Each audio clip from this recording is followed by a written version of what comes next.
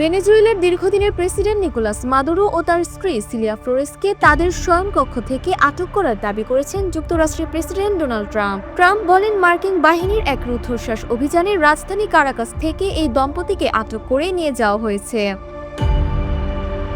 ফ্লোরিদার মার-আ-লাগোতে আয়োজিত এক বিশেষ সংবাদ সম্মেলনে ট্রাম্প জানান, শুক্রবার গভীর রাতে এক নিখুঁত পরিকল্পনার মাধ্যমে কারাকাসে প্রবেশ করে মার্কিন কমান্ডোরা। অভিযানের সময় পুরো কারাকাস শহরে বিদ্যুৎ সংযোগ বিচ্ছিন্ন করে অন্ধকারাচ্ছন্ন করে দেওয়া হয়েছিল। ট্রাম্পের দাবি, গতকাল আমেরিকা যা অর্জন করেছে বিশ্বের আর কোনো দেশ তা পারেনি।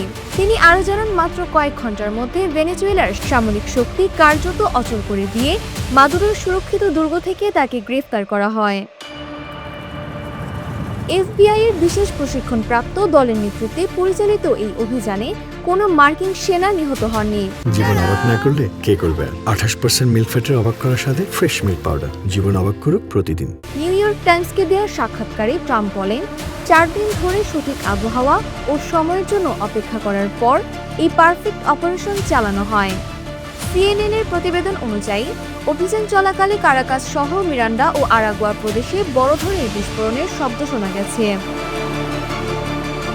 ভেনেজুয়েলার ভবিষ্যৎ মাদুরোর পতনের পর ভেনেজুয়েলার শাসনভার কার হাতে যাবে তা নিয়ে এখনও ধোঁয়াশা রয়েছে।